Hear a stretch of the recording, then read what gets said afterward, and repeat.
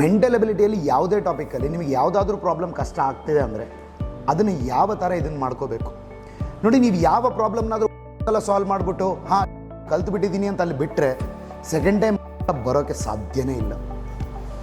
ಯಾವ complicated problem ಅಂತ ಅನಿಸುತ್ತಲ್ಲ ನಿಮಗೆ, ಆ ಪ್ರಾಬ್ಲಮ್ ನಾವು ಒಂದು ಸಲ ಅಲ್ಲ 2 ಸಲ ಅಥವಾ 3 ಸಲ ಸಾಲ್ವ್ ಮಾಡಲೇಬೇಕು. ಓಕೆ, ಅದು ಯಾವ ಥರ ಸಾಲ್ವ್ ಮಾಡಬೇಕು? ಮೊದಲನೇ ಸಲ ಫುಲ್ ಲೆಂತಿಯಾಗಿ ಸಾಲ್ವ್ ಮಾಡಿರ್ತೀರ, ಹೌದಾ ಇಲ್ವಾ?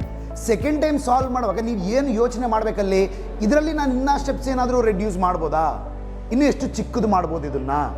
3ನೇ ಸಲ ಮಾಡುವಾಗ ನಿಮಗೆ ಇನ್ನೂ ಕ್ಲಾರಿಟಿ ಬರುತ್ತೆ, ಪ್ಲಸ್ ಇನ್ನೂ ಸೈಜ್ ಕಡಿಮೆ ಆಗುತ್ತೆ. ನೀವು ಸ್ಟಾರ್ಟಿಂಗ್ ಫಸ್ಟ್ ಟೈಮ್ ಮಾಡುವಾಗ 4 ಸ್ಟೆಪ್ಪಲ್ಲಿ ಮಾಡಿದರೆ ಸೆಕೆಂಡ್ ಮೆಥಡಲ್ಲಿ ಸೆಕೆಂಡ್ ಟೈಮ್ ಮಾಡುವಾಗ ಅದನ್ನು 3ಅಲ್ಲಿ ಮಾಡೋಕ್ಕೆ ಟ್ರೈ ಮಾಡಿ. ಮತ್ತು 3ನೇ ಸಲ ಮಾಡುವಾಗ 1 ಅಥವಾ 2 ಲೈನಲ್ಲಿ ಅರ್ಧ ಪ್ರಾಸೆಸ್ ಎಲ್ಲಿ ನಡಿಬೇಕು, ತಲೆಯಲ್ಲಿ ನಡಿಬೇಕು. ಲಾಸ್ಟ್ ಸ್ಟೆಪ್ ಮಾತ್ರ ನಾನು ಪೆನ್ನು ಮುಟ್ಟಬೇಕು.